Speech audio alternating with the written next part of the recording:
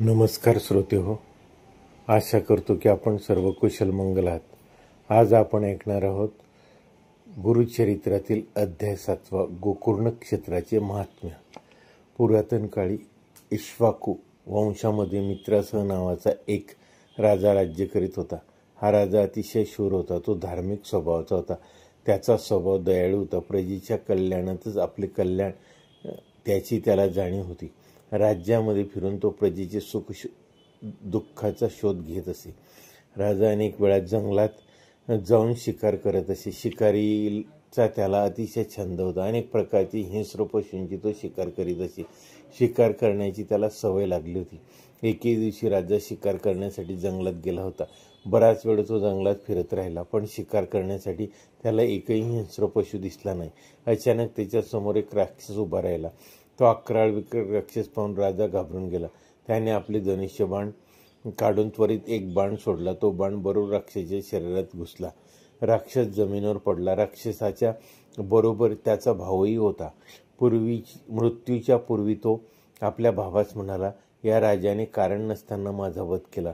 तू या गोष्टीचा बदला घे. एवढे सांगून त्या राक्षसाने आपले प्राण सोडले. काही काळ निघून गेला. त्या राक्षसाने आपल्या भावाचा बदला घेण्यासाठी मानवाचे रूप धारण केले. तो मित्रासह राजाकडे गेला आणि नोकरी करण्याची इच्छा प्रकट केली. राजाने त्याला कामावर ठेवले.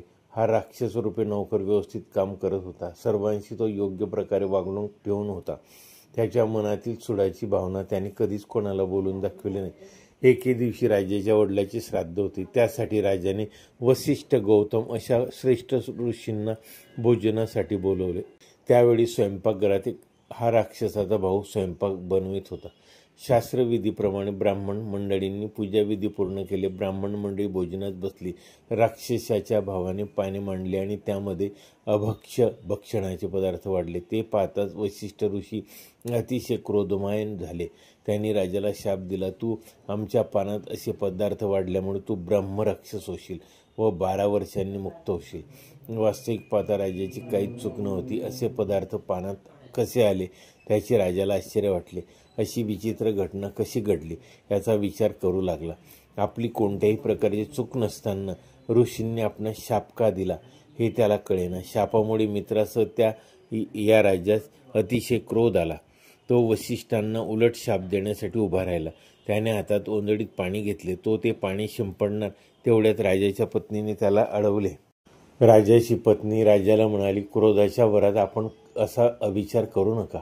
आपण वसिष्ठांना शाप देऊ नका. हे ऐकून राजाचे क्रोध शांत झाला. राजाने हातातील पाणी जमिनीवर सोडताना ते त्याच्या स्वतःच्या पायावर पडले. त्यामुळे राजाचे मूळचे रूप पालटून गेले आणि तो ब्रह्मराक्षस झाला. काही काळाने तो कल्पाशपाद या नावाने ओळखला जाऊ लागला. राजा ब्रह्मराक्षस झाल्याने 12 वर्षे अनेक ठिकाणी फिरत राहिला. तो अनेक तीर्थक्षेत्रात जात होता. पापापासून मुक्ती मिळावी म्हणून तो ईश्वराची प्रार्थना करीत होता. एके दिवशी जंगलातून वाटचाल करताना त्याला एक ब्राह्मण व त्याची पत्नी दिसली. कल्पाशपादाने त्याच्यावर हल्ला केला. ब्राह्मणाच्या पत्नीने त्याला खूप विनंती केली, परंतु त्याने काही ऐकले नाही. ब्रह्मराक्षसाने ब्राह्मणाला ठार मारले. आपल्या पतीची काही चूक नसताना त्याला ठार केल्यामुळे पत्नीला अतिशय राग आला. तिने ब्रह्मराक्षसाला शाप दिला 12 वर्षानंतर तू पहिल्या शापापासून मुक्त होशील, परंतु त्यानंतर तुला पत्नीपासून दूर राहावे लागेल. पत्नीच्या जवळ राहिलास तर तुझा मृत्यू होईल. बघता बघता 12 वर्षाचा काळ संपून गेला. पहिल्या शापातून मित्रासह राजा मुक्त झाला. त्याचे रूप बदलून गेले. तो पूर्वीसारखा झाला. तो आपल्या राजवाड्यात आला. राजा घरी आलेला पाहून राणीला फारच आनंद झाला, परंतु राजाने आपल्याला मिळालेल्या दुसऱ्या शापाची जाणीव पत्नीला करून दिल्यावर ती अतिशय दुःखी कष्टी झाली. त्यावेळी गौतम ऋषीची भेट झाली. राजाने सर्व हकीकत त्यांना चरणाजवळ कथन केली. गौतमांनी राजाची दया आली. गौतम ऋषींनी राजाला गोकर्ण क्षेत्री जाण्यास सांगितले. तिथे जाऊन पूजा अर्चा आणि जप, दान, धर्म करायला सांगितले. गौतम ऋषीच्या सांगण्यावरून राजा गोकर्ण क्षेत्री गेला. तेथे त्याने मनोभावे पूजा पाठ आणि दान धर्म केला. राजा मागील सर्व प्रकारच्या पापापासून मुक्त झाला व परत आपल्या राज्यात आला. पूर्वीप्रमाणे तो आपले राज्य सुखाने चालवू लागला. पुढे त्याला मुलगा झाला, त्याचा संसार सुखाने सुरू झाला, त्याचे राज्यही उत्तम प्रकारे वाढीस लागले. अशा प्रकारे हा गोकुळ नक्षत्राचा महिमा अगाध आहे. आजही लक्षावधी भाविक या क्षेत्री जातात, आपल्या अडचणी महादेवाच्या चरणी मांडतात व त्यांना संकटापासून मुक्ती लाभते. भक्तांना अनेक तऱ्हेचे दिव्य अनुभव प्राप्त होतात.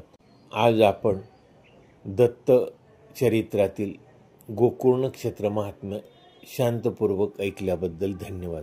माझ्या या व्हिडिओला लाईक, शेअर व चॅनलला सबस्क्राईब करायला विसरू नका. धन्यवाद.